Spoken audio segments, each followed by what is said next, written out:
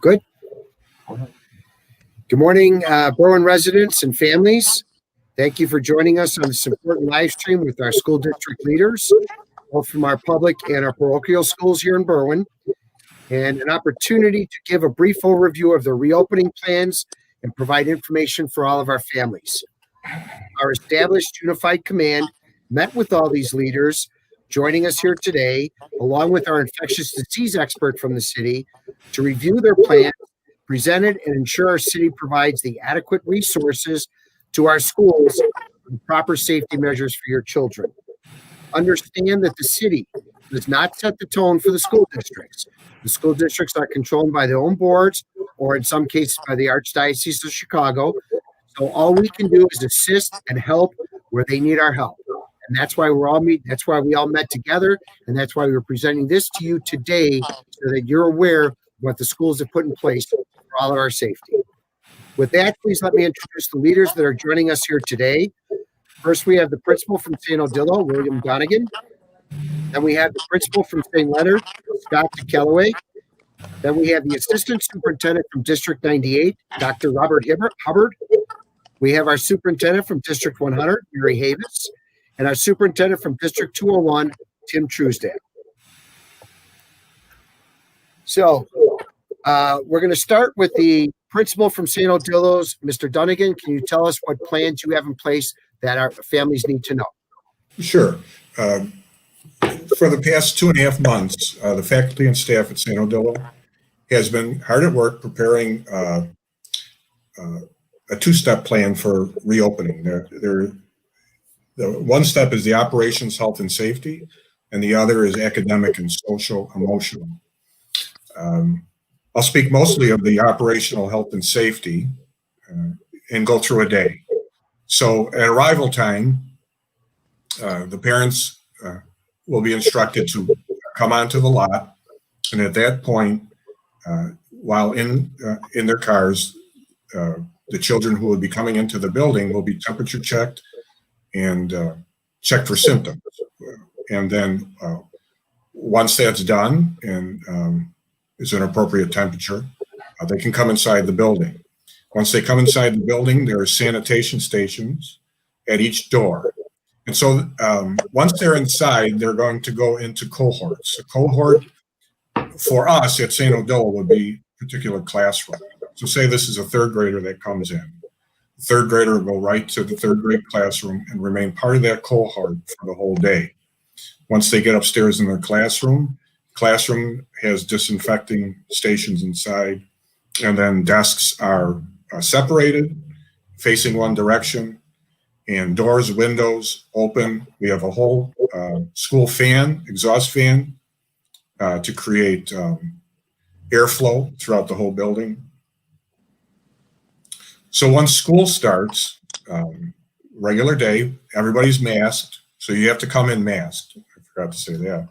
I just want to interrupt you to explain to the families that none of us are wearing masks because we're all independently in our offices, our own offices, without anybody else in the room. So that's why none of us have masks on. I'm Right. sorry. Go ahead, sir. Oh, that's okay. But yeah, teacher will be masked, students will be masked throughout the time that they're in their cohorts inside the classrooms and in the hallways. Cohorts will go about the building if they have to in their cohorts together. There's markings on the floor showing ways to go. Bathrooms are cohort. Entry doors are cohort. There are specific times for bathroom, and each time a cohort goes to the bathroom, that bathroom needs to be disinfected. We are encouraging teachers to take the children out at times, either to do a lesson or for recess, and when socially distant, they can take their masks off. Lunches will be in the classroom, again distanced, when they can take their masks off.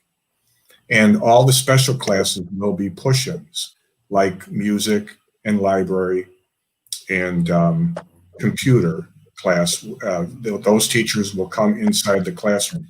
The self-contained classrooms will remain self-contained. The departmentalized classrooms in the junior high will stay cohort, and teachers will go to the classrooms instead of the students going out. At dismissal time, same. The procedure will be staggered, and they will go out their cohort doors. And once the day is over, we have an outside agency coming in and disinfecting the whole school, cleaning bathrooms, disinfecting every classroom, every desk, every day. So the school will be reset for the next day. And that's, I don't know if I'm forgetting anything for the health and safety, but that's pretty much a day. Now, the academic and social emotional, that team has been hard at work curriculum mapping and curriculum mapping those priority standards that we may have lost at the end of last year, and prioritizing the standards that we need to teach to this year. There is an e-learning component to that, but that e-learning component that we've put together currently is in the case of a cohort quarantine or in case everybody shuts down. And then we would go to e-learning, and we have specific learning management systems for that and communication systems for that. And the Archdiocese is working on an academy for parents that choose e-learning. We're not ready to roll that out until I think the beginning of September, but that will be an option coming up. Okay, thank you, Mr. Dunnigan. I think the only thing we left out is your entrances, but I'm going to remind all parents, families, that on each individual school's website, the district's website, you will have that information contained so they can see their entries and things of that nature. Is that correct? Do you want me to go over that again? No, I think you have it on your website so people can access that. Yes. Then they'll be able to know where they have to take their kids. That would be great. Sure. So thank you very much. Next, I would like to speak with Principal from St. Leonard, Scott DeCalloway. Good afternoon, Scott. Would you tell us what you guys have planned? Absolutely. We have very similar to San Odilo, working with the Archdiocese, our parents and local leaders to open up for face-to-face instruction 5 days a week, starting in the fall. Our day is going to look very similar. We're going to have students lining up in our parking lot, 6 feet apart, using all of our entrances so that students are spread out throughout our campus. Once students enter the building, they go through a mask check. Then they have a temperature check. We do a symptom check. And we do a hand sanitizing before they enter the building. Like St. Odilo, all of the Archdiocese is using the cohort model. So once the students enter the building, they remain with their cohort all day. The classrooms are socially distanced, as well as when they're outside, they're socially distanced. Lunch will either be outside, where students can be spread out, or they will be in their classroom, where they are spread out. Windows will be open in addition to multiple fans and creating maximum airflow throughout the building.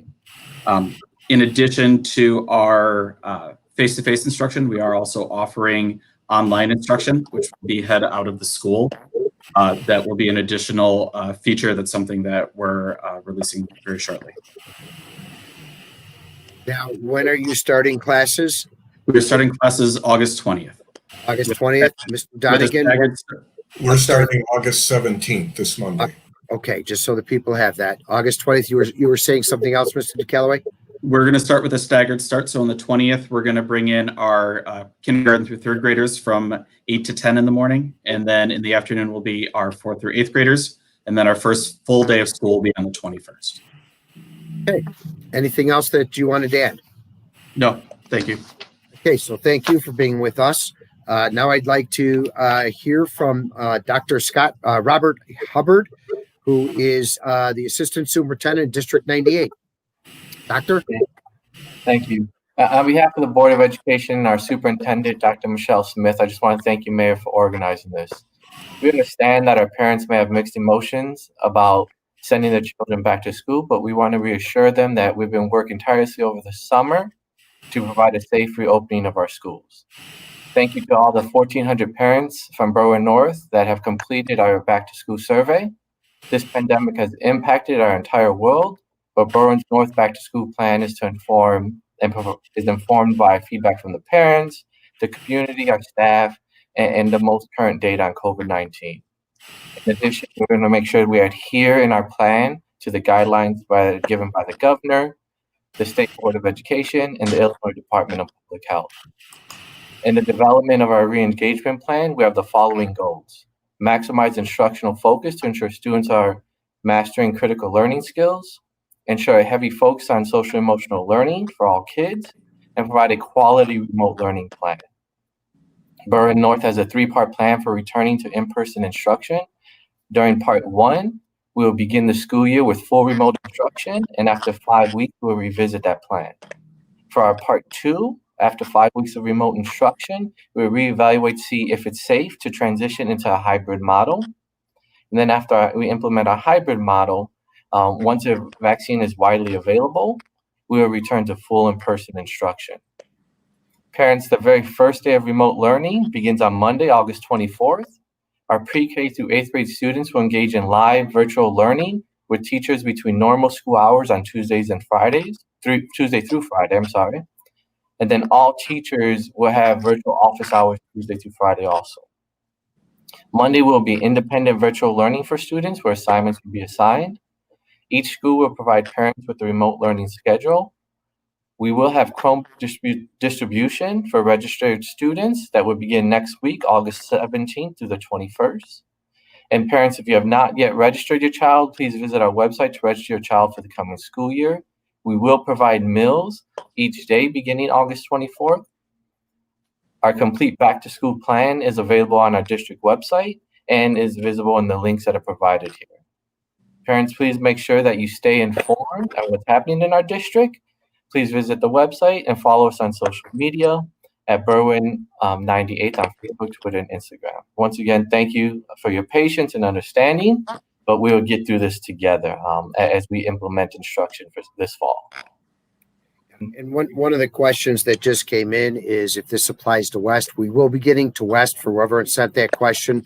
We're taking each district that has schools here in the city of Berwyn. So next we have with us the superintendent of District 100, Mary Havis. Mary, welcome. Thank you. Good afternoon. Thanks for, again, organizing this. You'll hear some similarities in District 100's plan, similar to District 98. We also engaged throughout the summer in some planning meetings with our community and stakeholders to come to this plan. We got some feedback based on survey results as well as ongoing communication with our Board of Education, our staff, and as I said, our community through surveys. So we also will be starting the year remotely and transitioning what we hope will be into a hybrid model and eventually to in-person instruction.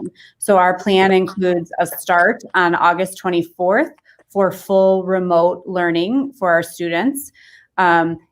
Beginning next week, and parents will receive communication from their schools about making sure we have all of our iPads exchanged, or incoming 6th graders have their new iPads as well as kindergartens. So that communication will be coming from individual schools. So remote instruction will begin on August 24th. Instruction will be delivered through a combination of live lessons, direct instruction, small group supports, and self-paced independent activities. Our learning experiences will focus on grade level standard and rigor in all content areas. Schools will share specific schedules. We've tried to make them consistent across all 6 of our elementary schools and both of our middle schools to help parents focus on that planning at home. All of our remote learning will include times for that social emotional support for our students. And beginning a few weeks into the year, if it is safe in our area to do so, we will begin to bring in some small groups of students for supports. Information will be going out to families regarding their comfort level of bringing in small groups of students. Our first checkpoint to determine if we are going to move to a hybrid model would be September 25th.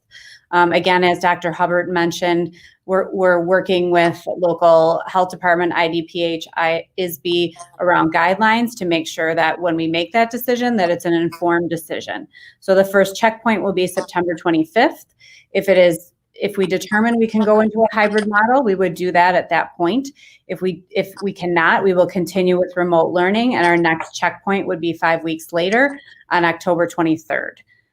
So again, just to repeat, our start date is August 24th for all students, and that will be remote. And more information will be coming from individual schools. Like District 98, we will also continue to serve meals to families throughout that time. A good question that just came across the screen is the times that you're going to be doing the remote learning, because several of the working families need to know, is it going to be between 12 and 3, or what's your set times? So there could be learning opportunities depending on grade levels during normal school hours, from 8:30 to 3 o'clock. And so those schedules will be coming out based on grade level, and there will be times within those for breaks, for lunch times, and specific lesson times will be communicated from the schools. Dr. Hubbard, same with District 98? Yes, so same with District 98. Instruction will occur between normal school hours, which is 8:10 to 3 o'clock. Okay. And anybody can answer this question. There's a question here about what are we doing with kids with 504 plans or IEP plans? So we will continue to communicate with families similar to how we did in the spring to make sure that we are meeting all of the needs of our IEP students and 504 students. There will be a survey going out from District 100 to determine some additional supports that could be provided in person, depending on the comfort level. That won't be coming out until the first week of school, so parents can look for that more information on that. Okay, thank you. Thank you, Mary. So I'm also very happy to hear that several of our schools throughout Berwyn have made the academic rankings in the state of Illinois. So you're all doing a fantastic job, and I thank you for that.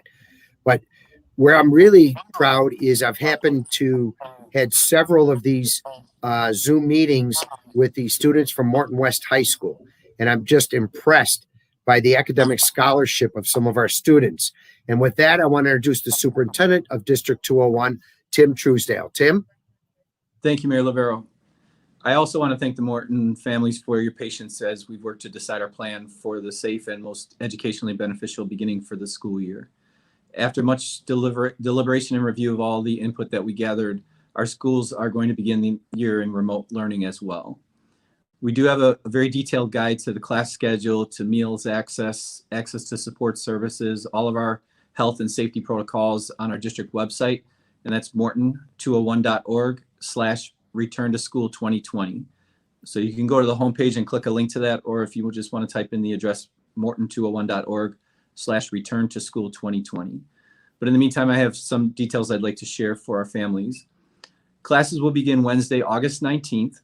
During these first 3 days, August 19th, 20th, and 21st, students in small groups will be able to attend one scheduled half day in person, following all IDPH guidelines to meet their teachers and ensure their technology is set up successfully to participate remotely.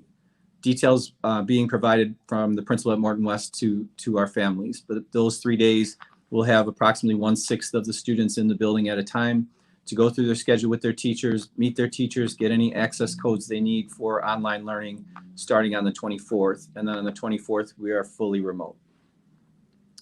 Our school facilities will be open daily on a limited basis, including the libraries, auditoriums, and other large spaces for access to internet or a supervised, safe, and quiet place for students to engage in their coursework. These spaces will not be available for hanging out. They will only be used with assigned seating for quiet study and only if social distancing, face covering, and other health and safety rules are strictly followed. Our meals will continue to be grab and go with time allotted in the middle of the school day for students to pick up breakfasts and lunches. So every student will have a lunch period that will be paired with a midday time that's labeled as office hours or time to work on coursework or time to come up to the school or other locations to pick up lunches. So we've expanded meal pickup locations for this fall to improve convenience and save the students time. So in addition to Morton West, students will be able to pick up meals outside the Stickney Library, outside the Berwyn Rec, outside the Lions District 103 offices, and at the parking lot across from Stryker Lanes. Regular meal pricing will resume at the start of the school year, so we ask our families to please make sure they complete their free or reduced price meals applications. The student schedule will run from 8:45 until 3:10 p.m. every day, and every class will meet daily at their scheduled times. As state and local health guidance allows, the district will progress from full remote through a hybrid model in which students attend school in person for half of the day each day, and then eventually to full in-person instruction when it is safe to do so. We will be reviewing the data and guidance every 2 weeks to make plans for these transitions. However, we do not anticipate making any transition anytime sooner than at least September 18th. But again, when it is safe to hold in-person instruction at half capacity, that is when the district may begin the hybrid model. We worked this spring and summer with committees that included staff and parents. We received parent input through survey responses and feedback, received input from our students, as you alluded to, how amazing our students are, and worked with local officials and our elementary school partner districts. And all those coordinated efforts led us to the decision to open the year in remote learning. I just want to conclude by saying how proud I am of the accomplishments of our staff and students during remote learning in the spring. Our teachers, our aides, secretaries, nurses, maintenance, our food service staff, especially, and other staff and partners went the extra mile to maximize our students' learning under very difficult and uncertain circumstances, and our students demonstrated their usual amazing resilience. So as we look forward to the time when we can return to school in person and fully regain our connections with our students, we are certain our remote learning plan this fall will be even better than it was in the spring. But I thank you for the opportunity. And there are several questions that are come up, but it's difficult to determine who they're for because I don't know what school all the kids, the parents are asking the questions, what school they go to. So I'm going to suggest that all parents look at their child's individual school website. We will have those posted on the city website, but I'm sure most of them have your information because there are different things with respect to when it's starting. There's a very important question. What are we going to do for children with special needs?